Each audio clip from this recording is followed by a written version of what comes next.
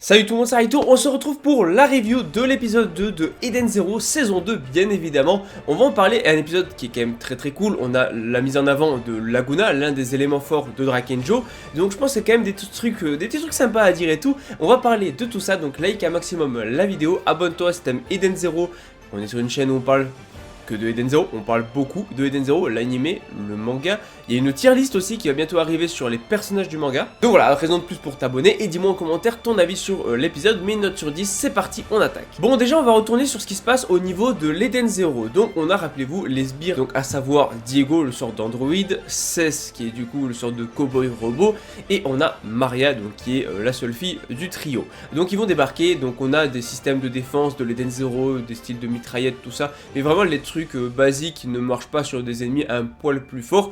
Donc ça va pas être très utile finalement, mais on apprend que oui, les étoiles brillantes du grand démon peuvent se battre, elles ne sont pas juste là pour faire joli. On a quand même Witch, le bouclier de l'Edens, Valkyrie, l'épée de l'Eden Zero, même si maintenant du coup c'est Omura, et on a Armit, le cœur de l'Eden Zero, et Sister, du coup la vie de l'Eden Zero. Donc ces 4 étoiles brillantes savent se battre et elles ont ce qu'on appelle une battle dress, donc elles vont se revêtir d'une armure et peuvent combattre les ennemis. Donc ça c'est très cool, donc on peut en déduire que dans le futur de l'arc, oui, les étoiles brillantes vont probablement combattre. D'ailleurs son surnom c'est la sorcière d'acier, et sa technique s'apparente beaucoup à de la magie, puisqu'elle peut utiliser différents éléments comme le vent, etc. La foudre d'ailleurs, elle va les utiliser dans le combat. Donc elle va réussir à battre Maria, la fille du trio, et les deux autres vont s'autodétruire. Donc voilà, le trio a été vaincu, et on a Witch qui a gagné, qui a montré qu'elle savait se battre. Donc on peut se dire que Armit, Sister, etc.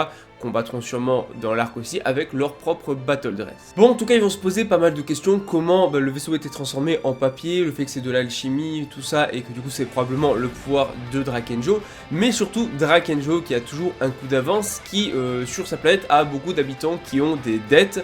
Et en gros, il va proposer aux habitants d'être graciés, on va dire, de ne plus avoir à payer de dettes si jamais il capture Shiki et sa bande, parce que oui, il a des photos, donc il peut les repérer, il peut les trouver facilement, et même les habitants peuvent les trouver. D'ailleurs, c'est ce qui va se passer, donc ils vont se faire poursuivre par les habitants. Donc c'est effectivement un bon moyen de les trouver, sauf que en vrai, tout ça c'est juste pour s'amuser, parce qu'il va mobiliser les éléments forts, qui est clairement le groupe qui est sous les ordres de Drakengyo, et qui vraiment est le groupe le plus puissant de Drakengyo. Et voilà, faut savoir que les éléments forts sont une partie de lui, une partie de l'alchimie.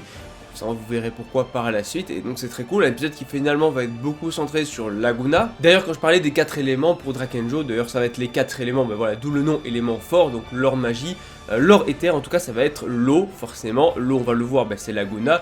On a également le feu, le vent et la terre, donc ça c'est les autres éléments forts qu'on verra combattre dans les prochains chapitres. Donc ça commence un peu à poser les bases au niveau des pouvoirs des futurs ennemis de l'Eden Zero. En tout cas, maintenant le problème c'est que tout le monde connaît leur visage, donc ils vont devoir changer leur visage grâce à une application qu'a créé Wise. Je rappelle qu'il a le Machina Maker qui tourne autour des technologies, il peut modifier l'éther de toutes sortes de technologies, donc c'est très pratique. Il a créé une application qui permet de changer tout simplement le visage des gens, comme ça ils pourront plus se faire repérer. Donc Pino, il va lui donner un visage humain, donc très cool, finalement très proche de ce qu'elle avait sur la planète Digitalis. Donc en vrai c'est pas mal, d'ailleurs elle a passé un moment à se regarder dans l'eau, forcément voilà, c'est son rêve de devenir humaine.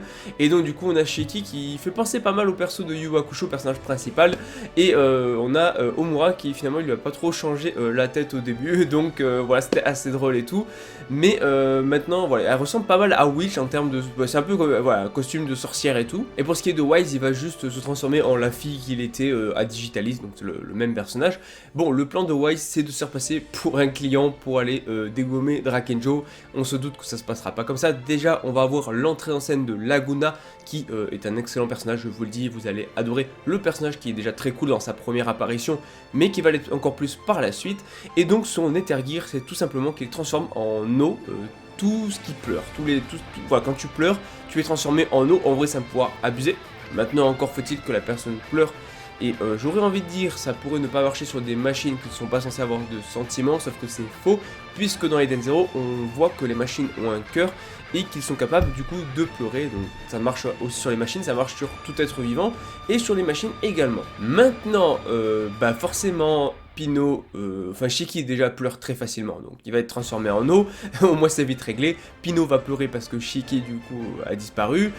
Omura va se faire avoir aussi, d'ailleurs il va tenter pas mal de techniques, le coup de l'oignon, le coup de raconter une histoire triste, le coup de bailler. Quand tu bailles, c'est vrai que c'est quelque chose qui est un peu contagieux, donc la personne va bailler, donc voilà. Et Wise, il a feinté de se faire avoir, sauf que en fait, il avait prévu le coup du talon aiguille, parce que oui, Laguna a des talons aiguilles, il avait prévu le coup, donc en fait, il a tout simplement changé son visage avec son application pour faire croire qu'il avait pleuré et pour se transformer en eau, alors qu'en fait, il s'est pas du tout transformé, c'est juste qu'il est capable d'imiter la transformation en eau parce qu'il l'avait déjà vu avant et qu'il a son application. Donc j'ai trouvé ça très bien pensé de la part de Wise et même de Mashima du coup. D'ailleurs c'est vrai que j'en ai pas parlé, on a eu un rapide, très rapide échange de coups entre Omura et Laguna. Alors beaucoup de gens se sont plaints parce que voilà, pas d'animation, tout ça, mais il n'y a pas besoin d'animation, c'est juste voilà, coup épée contre épée, enfin ça, voilà, c'est fini, il n'y a vraiment pas besoin. Moi l'animation pour Omura, je l'attends plutôt sur le combat de Clean, là il n'y avait aucun intérêt, c'était très bien comme c'était, il n'y avait rien à changer. D'ailleurs il y a des plans super cool sur Laguna où en vrai on voit clairement que bon, il est présenté en tant qu'antagoniste et que le personnage du coup a quand même assez de flow qui est vraiment cool. Voilà, il y a de très beaux plans dessus personnellement que je valide dans l'anime qui a été très bien réalisé. Pour l'instant déjà la saison 1 était très bien réalisée, la saison 2 démarre très bien. En tout cas ça finit sur Wise qui forcément est toujours là du coup comme j'ai dit puisqu'il avait utilisé son application et il va passer en mode Arsenal pour combattre Laguna. Donc oui tu t'en doutes, le prochain épisode on aura le combat entre Wise mode Arsenal contre Laguna, combat qui va être normalement très cool, j'espère pourquoi pas quelques scènes d'animation.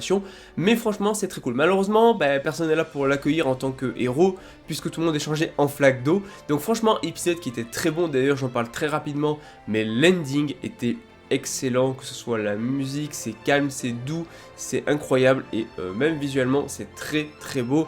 Encore une fois on est sur un chef-d'œuvre, Eden Zero est un chef-d'œuvre. Maintenant l'opening est banger, l'ending est banger, les épisodes sont banger, on mange banger. Dis-moi en commentaire du coup toi ce que tu penses de l'épisode de Eden Zero, n'hésite pas à liker, à partager, à me dire en commentaire ton avis, à mettre une note sur 10, je te dis à la prochaine. Allez, ciao tout le monde.